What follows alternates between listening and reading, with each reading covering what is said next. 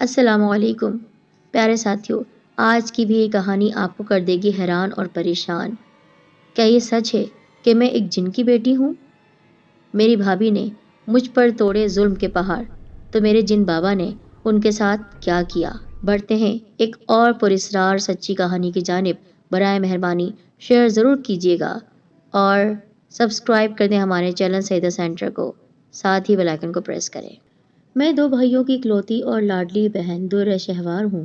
تقریباً 3 سال کی عمر میں بہت صاف اور مکمل الفاظ کی ادائیگی کرنے لگی تھی، اس لیے سب مجھے بلبل کہتے تھے۔ ہر وقت مسرتوں کے گیت گاتی۔ مجھے نہیں پتا تھا کہ غم کیا ہوتا ہے اور کیسے آتا ہے، رونا کیا ہے اور لوگ کیوں روتے ہیں۔ میں جو خواہش کرتی وہ اسی وقت پوری ہوتی۔ میرا کمرہ ہر طرح کے کھلونوں سے بھرا ہوتا تھا۔ پھر بھی شام کو جب بابا جانی آتے تو میرے لیے کچھ نہ کچھ ان کے ہاتھ میں ضرور ہوتا۔ خوشحال گھرانے کا تصور ہمارے گھر کو دیکھ کر مکمل ہو جاتا۔ میں میٹرک کا امتحان دے کر فارغ ہوئی تو امی جان نے مجھے اپنے ساتھ کچن کے کام میں لگا لیا، اور کچھ ہی دنوں میں شوق نہ ہوتے ہوئے بھی میں اچھی خاصی کوکنگ کرنے لگی۔ میرے بابا جانی کو میرے ہاتھ کے پکوان بہت پسند آتے۔ وہ بہت خوش ہوتے کھا کر۔ ہنستے کھیلتے ایک دن بابا جانی گھر سے نکلے۔ وہ دن کبھی نہیں بھول سکتی۔ میں باہر کرسی پر بیٹھی کتاب پڑھ رہی تھی، کیونکہ مجھے کتابیں پڑھنے کا بے حد شوق تھا۔ تمام موضوعات پر، چاہے شاعری ہو، سفر نامے ہو، ناول، افسانے یا کوئی بھی کتاب ہو، میں بڑی رغبت سے پڑھتی تھی۔ میرے بابا جانی کہا کرتے کہ ایک دن میں ضرور رائٹر بنوں گی، لیکن میں ان کی خواہش کو پورا نہ کر سکی ان کی زندگی میں، کیونکہ ایک دن وہ خاموشی سے ہمیں چھوڑ کر چلے گئے۔ پھر اس دن مجھے پتا چلا کہ رونا کیا ہوتا ہے، دکھ کیا ہوتا ہے۔ اور بابا جانی کے بعد ایک دن امی بھی بیماری اور کمزوری سے مجھے روتا بلکتا چھوڑ کر چلی گئی۔ امی کے بعد میں بالکل خاموش ہو گئی، یا ہر دم روتی رہتی یا گھر کے کاموں میں مصروف رہتی۔ بڑے بھیا نے بابا کے انتقال کے بعد ملنے والے پیسوں سے کاروبار اسٹارٹ کیا، اس لیے وہ بہت مصروف تھے۔ ان کا کاروبار چل نکلا۔ چھوٹے بھیا بھی پڑھ رہے تھے۔ وہ میڈیکل کے تیسرے سال میں تھے جب ان کے کہنے پر میں نے دوبارہ کالج جانا شروع کر دیا۔ ابھی تک بابا جانی کی پینشن نکلوانے کی ضرورت پیش نہیں آئی تھی، وہ میرے اکاؤنٹ میں ٹرانسفر ہو جاتی تھی۔ اب گریجویشن کے پیپر دینے لگی تھی میں، جب میری ممانی کے کہنے پر بڑے بھائی شادی پر تیار ہو گئے۔ گھر میں سارا دن میں اکیلے رہتی۔ چلو مجھے بھی بھابھی کے روپ میں ماں مل جائے گی۔ ممانی صاحبہ کی بھانجی بھیا کے لیے چنی گئی، جو واقعی بھیا کے لیے بہت سجتی تھی۔ یوں بابا کو امی کو یاد کرتے بھیا کے سر پر صحرا سج گیا، اور صبا بھابھی بن کر ہمارے گھر آ گئی۔ بھابھی بہت اچھی تھی، نرم مزاج اور ہنسنے مسکرانے والی۔ میں سارا دن ان کے آگے پیچھے پھرتی۔ وہ ایک مرتبہ کہہ دیتی، بلبل بریانی کھانے کو دل چاہ رہا ہے۔ میں جھٹ کچن میں چلی جاتی۔ بھابھی کو تو میں گھر کے کسی کام کو ہاتھ نہیں لگانے دیتی تھی۔ انہیں دنوں میرے گریجویشن کا رزلٹ آ گیا۔ میں نے BA بھی شاندار نمبروں سے پاس کیا تھا۔ اس دن گھر میں سب بہت خوش تھے۔ اسی خوشی میں بھابھی نے گھر میں پارٹی رکھی، جس میں ان کی کزنز بھی شامل تھی، اور رشتہ داروں کے ساتھ ان کی کزن جوہی، جو بہت خوبصورت تھی۔ اسے تو ہمارا گھر بہت پسند آیا۔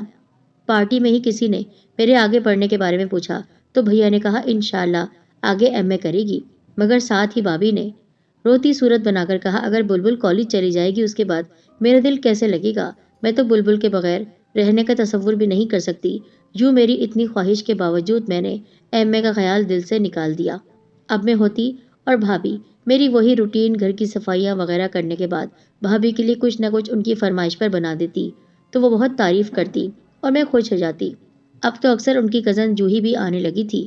جس دن جوہی آتی وہ سارے دن میں اور کچن ہوتا، کیونکہ بھابھی کی طرح وہ بھی بہت خوش خوراک تھی، یعنی بہت کھاتی تھی۔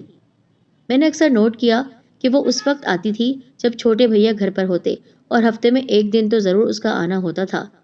رمضان کا تیسرا روزہ تھا۔ ہم تینوں بھائی بہن روزہ رکھتے، جبکہ بھابھی روزہ نہیں رکھتی تھی۔ تیسرے روزے کی بات ہے، انتہائی گرمی پڑ رہی تھی آج تو دل کو بھی کچھ ہو رہا تھا۔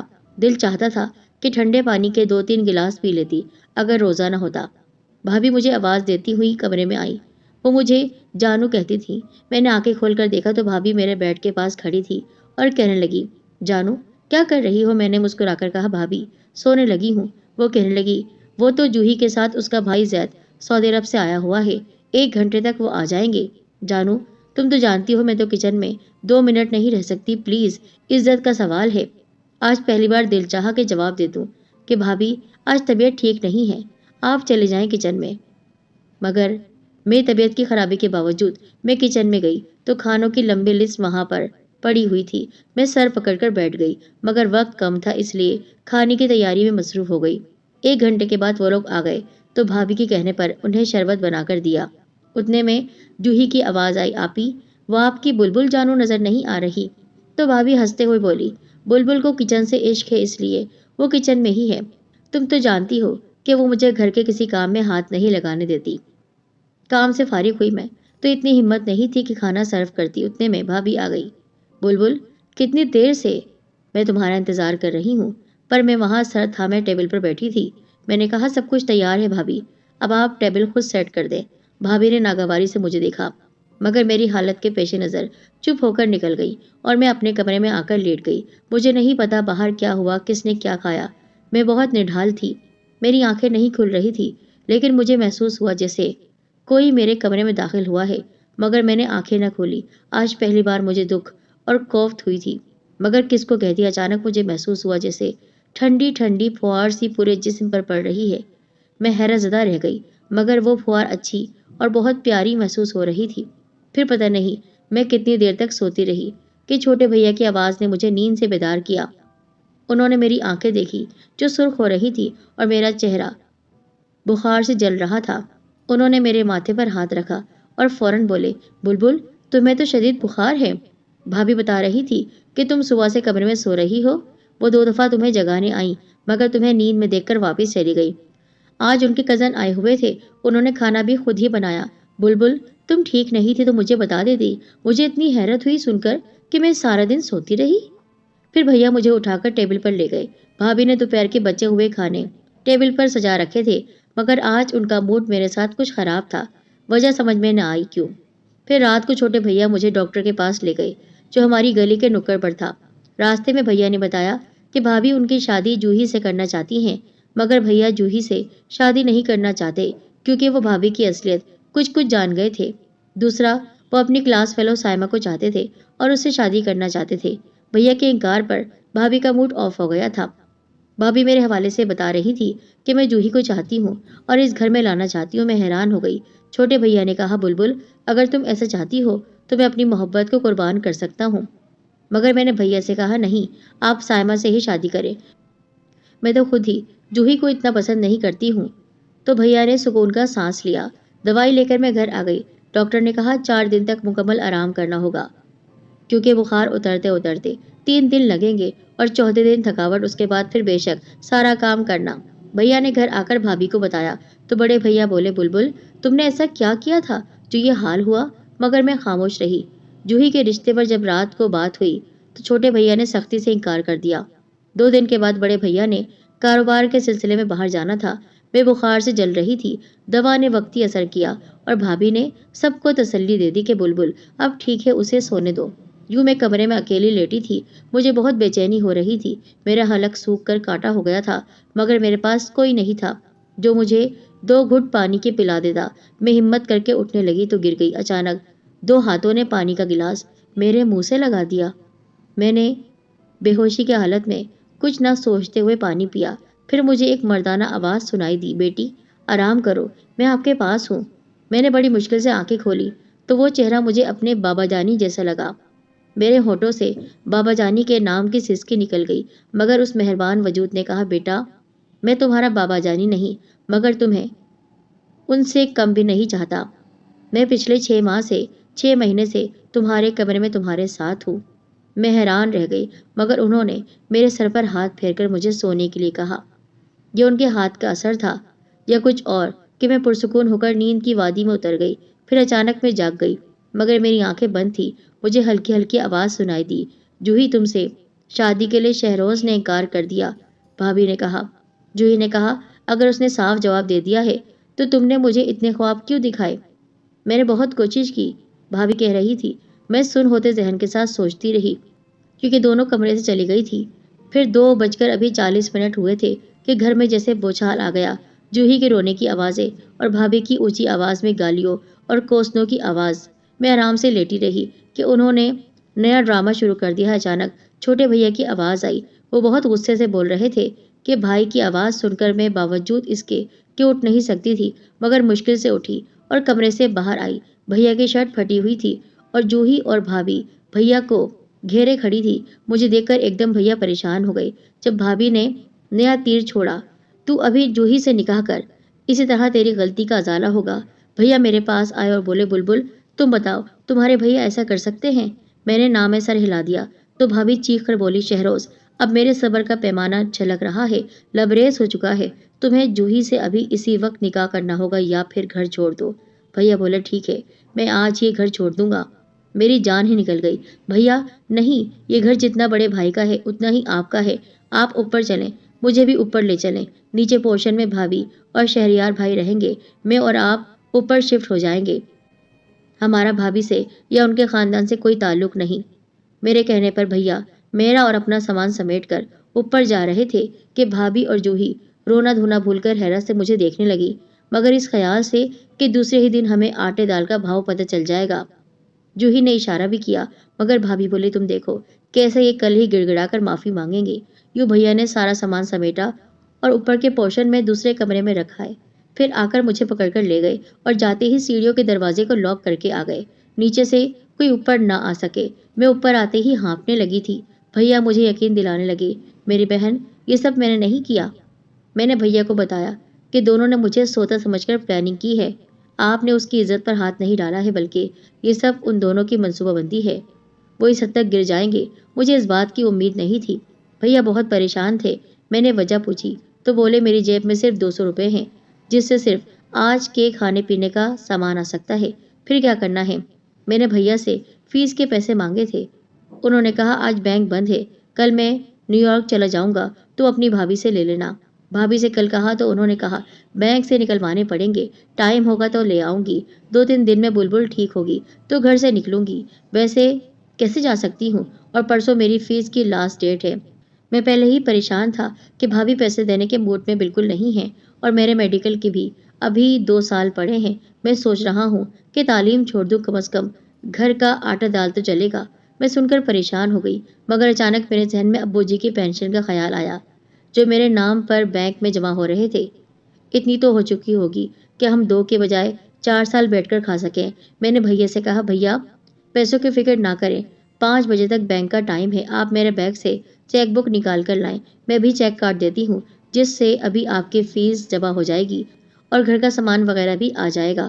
بھائی حیران ہو کر رہ گئے، بولے مجھے تو یاد بھی نہیں تھا، میں سوچ رہا تھا اگر جاب نہ ملی تو کہیں مجھے بھابھی کے آگے جھکنا نہ پڑے، مگر تم نے مسئلہ حل کر دیا۔ غالباً بھابھی کے ذہن میں بھی یہ بات نہیں ہے یا انہیں ابھی پتہ نہیں۔ اللہ تعالیٰ اگر ایک در بند کرتا ہے تو دوسرا کھول دیتا ہے، انہوں نے ویسے بھی مجھ پر گندا الزام لگایا ہے۔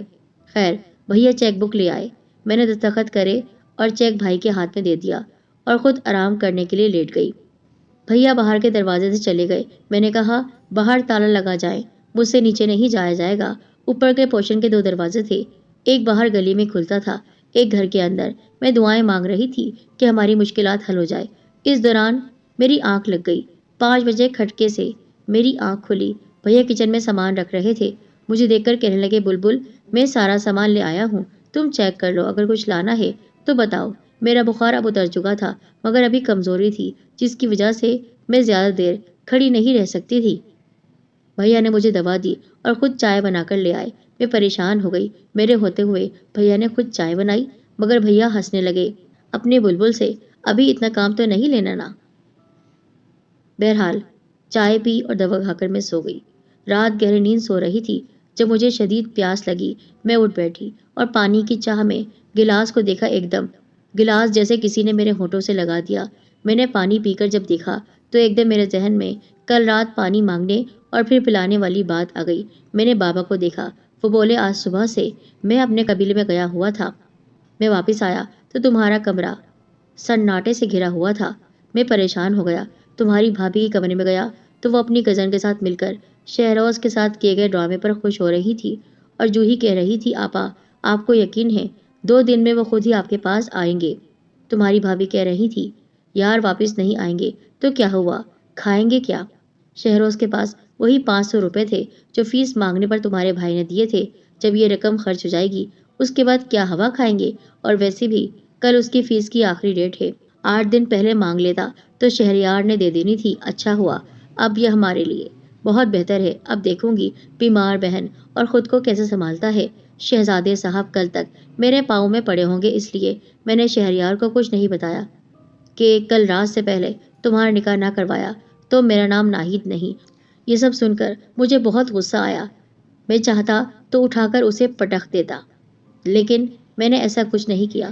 میں اوپر آیا، تمہیں سکون سے سوتا ہوا دیکھ کر مجھے اطمینان ہوا، ورنہ آج ہی کچھ ایسا کرتا کہ تمہیں فکروں سے نجات مل جائے۔ اس کے ساتھ بابا نے اپنی جیب سے ہزار ہزار کے نوٹوں کی گڈی نکال کر میرے سامنے رکھ دی۔ میں نے کہا، نہیں بابا، مجھے ان کی ضرورت نہیں۔ وہ بولے، یہ تمہارا حصہ ہے جس پر ناہید قبضہ کیے ہوئے بیٹھی ہے۔ اب تم دیکھنا کہ میں اس عورت کا کیا کرتا ہوں۔ میں 6 ماہ سے دیکھ رہا ہوں تمہیں اس گھر میں نوکروں کی طرح کام کرتے ہوئے، مگر بولا اس لیے نہیں کہ تم خوشی خوشی سب کر رہی تھی۔ اب تم ٹھیک ہو جاؤ تو کالج جانا شروع کرو، اپنی تعلیم کو بھی شروع کرو، اپنے کیریئر کو سٹارٹ کرو۔ اللہ مالک ہے، میں سب کچھ سنبھال لوں گا۔ میں نے پوچھا، بابا آپ کہہ رہے ہیں کہ 6 ماہ سے میرے ساتھ ہے، بتائے کیسے اور آپ کون ہیں؟ کیا آپ مجھے بتائیں گے؟ بابا ہنسنے لگے اور بولے، تم ڈرو گی تو نہیں؟ اس نے کہا، نہیں میں نہیں ڈروں گی، میرا تعلق بیٹی قوم جنات سے ہے۔ میں تمہارے گھر کے باہر کیکر کے درخت پر کبھی کبھی آتے جاتے 1-2 گھنٹے کے لیے بیٹھ جاتا تھا۔ وہ بھی ایک خوبصورت دن تھا جب میں وہاں آ کر بیٹھا کہ مجھے تمہارے گھر سے خوشبودار پکوانوں کی خوشبو آئی۔ دل میں سوچا کہ بھوک سی لگی ہوئی ہے، کیوں نہ کچن میں چلا جاؤں۔ میں کچن میں پہنچا تو ایک پیاری سی بچی کو کھانا بنانے میں نے ہلکان ہوتے ہوئے دیکھا۔ میں حیران رہ گیا، مگر بھوک بہت لگی تھی، اس لیے جیسے ہی بچی باہر گئی میں کھانے سے انصاف کرنے لگا، یعنی وہ کھانا کھانے لگا، اور پھر مجھے اس بچی پر پیار آ گیا۔ میری اپنی کوئی اولاد نہیں، اس لیے پیارے پیارے بچوں کو دیکھ کر میرے دل میں ان کے لیے محبت جاگ اٹھتی ہے۔ اور پھر تم تو سب کی آنکھوں کا تارا تھی۔ پہلے تو میں نے 2-3 دن بعد تمہیں دیکھنے کے لیے آنا شروع کر دیا، مگر پھر مستقل تمہارے گھر میں رہنے کا ٹھکانہ کر لیا۔ میں تمہارے گھر کے اسٹور روم میں رات کو آ کر سو جاتا اور صبح اپنے کام سے چلا جاتا۔ تمہارے گھر میں چلنے والے ڈرامے سے بے خبر تھا۔ اب جب تمہاری طبیعت خراب ہوئی تو میں نے تمہارے ساتھ 2 دن گزارے، پھر مجھے تمہاری بھابھی کی دوہری چال سمجھ میں آ گئی۔ وہ ایک طرف تو تم سے کام کرواتی، دوسری طرف تم سے محبت کا اظہار کر کے سب کی نظر میں اچھی بنتی۔ ابھی میں نے تمہیں بتایا تھا کہ مجھے ضروری کام سے جانا پڑا اور واپسی پر سب دیکھ کر مجھے بہت دکھ ہوا۔ میں نے کہا، مگر بابا یہ اچھی بات نہیں۔ تو بابا نے مجھے بتایا، یہ پیسے ہیں وہ جوہی کو دے کر شہروز کا نام لگانا چاہتی تھی، اس لیے میں نے تم تک پہنچا دیے۔ میں حیران رہ گئی۔ پھر بابا مجھ سے کہنے لگے، تم اب سو جاؤ، چند گھنٹے تک تم بالکل ٹھیک ہو جاؤ گی۔ میں بابا سے بولی، آپ کے بارے میں شہروز بھائی کو بتاؤں ورنہ وہ پریشان ہوں گے؟ بابا بولے، صبح بتا دینا۔ صبح ہوئی تو میں نے بھیا سے کہا، بھیا مجھے آپ سے کچھ بات کرنی ہے۔ بھیا میرے پاس بیٹھ گئے۔ میں نے تکیے کے نیچے سے نوٹوں کی گڈی نکال کر بھیا کو دی۔ وہ حیران رہ گئے اور کہنے لگے، بلبل فیس تو میرے پاس ہے اور باقی پیسے میں نے تمہارے پاس رکھوائے تھے، مگر وہ اتنے نہیں تھے، یہ کیا ہے؟ میں نے کہا، بھیا سب سے پہلے آپ آج ایک موٹر سائیکل خرید لیں، اس کے بعد آپ اپنی فیس جمع کروائیں گے اور بعد میں آپ باقی سودا لے کر گھر آ جائیں، پورے مہینے کا راشن لے آئیں۔ بھیا نے کہا، مجھے اب بھی ان پیسوں کی سمجھ نہیں آئی۔ میں نے کہا، بھیا آپ کو میں ایک کہانی سناتی ہوں۔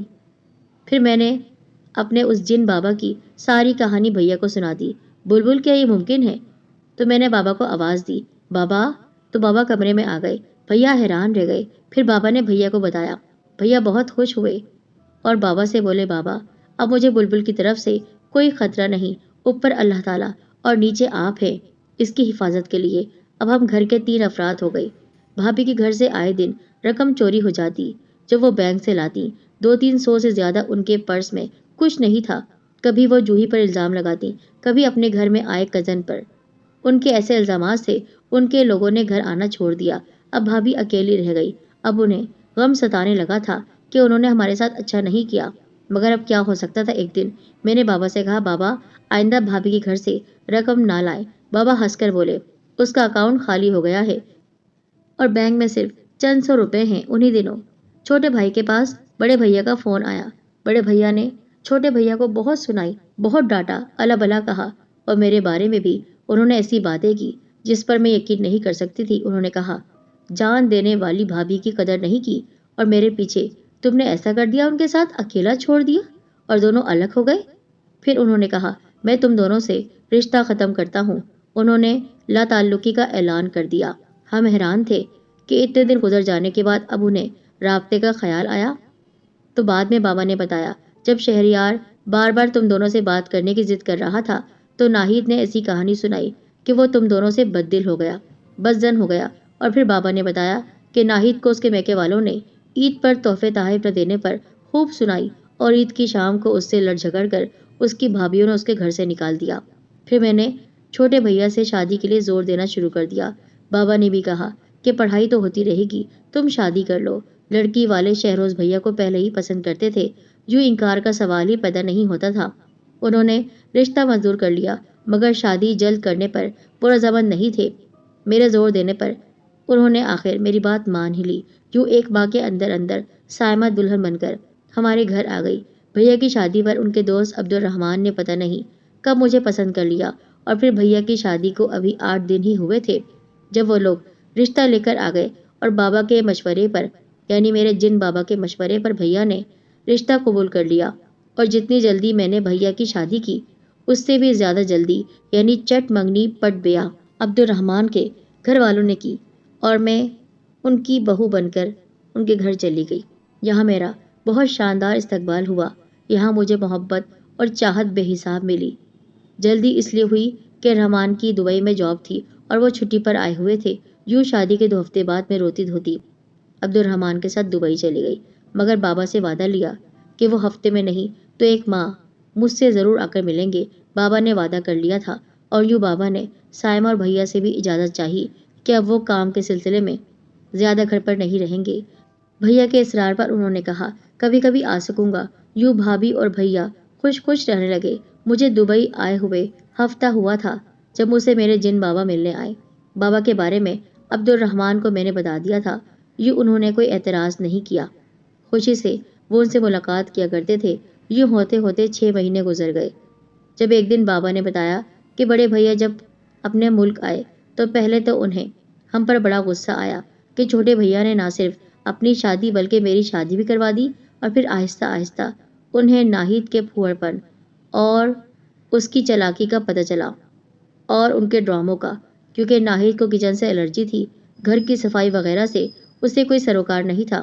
یہ سب بابا کی وجہ سے اس کی نظروں میں آیا۔ بابا میرے پیچھے یہ سارا کام کر رہے تھے۔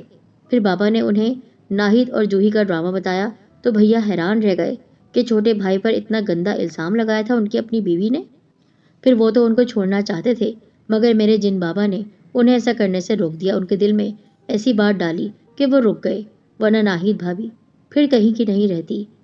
اگر انہوں نے میرے ساتھ برا کیا تھا تو میرے جن بابا نے ان سے بدلہ بھی لیا تھا، پر وہ ان کا گھر نہیں اجاڑنا چاہتے تھے، اس لیے یہاں پر انہوں نے ایک باپ جیسا ہی سلوک کیا۔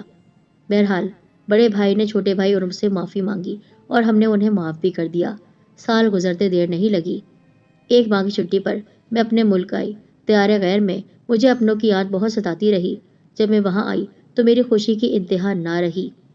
تیسرے دن میرے دونوں بھائی اور بھابھی اچانک میرے گھر آ گئے۔ یہ ان کی طرف سے سرپرائز تھا، مگر میرے لیے سرپرائز نہیں تھا، کیونکہ 2 دن پہلے میرے بابا نے مجھے ان کے آنے کا بتا دیا تھا۔ اس لیے میں نے ان کے آنے سے پہلے پوری تیاریاں کر لی تھی اور ساتھ ہی بابا کو بھی آنے کو کہا تھا، جنہوں نے انجان اور اجنبی ہوتے ہوئے ہماری اتنی مدد کی، ہمارا گھر ٹوٹنے سے بچایا۔ ایک دفعہ پھر میرے دونوں بھائی آپس میں پیار محبت سے رہنے لگے۔ کیسا ہوتا ہے، لوگ ان باتوں پر یقین نہیں رکھتے ہیں، جنات پر یقین نہیں رکھتے ہیں، لیکن جنات اگر شر پسند ہوتے ہیں تو اچھے بھی ہوتے ہیں اگر ان کے ساتھ اچھا سلوک کیا جائے، اور کچھ تو اتنے مہربان ہوتے ہیں کہ باپ کی طرح آپ کی زندگی میں وہ شامل ہو کر آپ کی زندگی کو بدل دیتے ہیں، جس طرح میرے جن بابا نے ہم تینوں بہن بھائیوں کو ایک کر دیا، اور آج ان کی وجہ سے میں آج اتنی خوش ہوں۔ وہ مجھ سے ملنے آتے ہیں میرے بابا کی طرح۔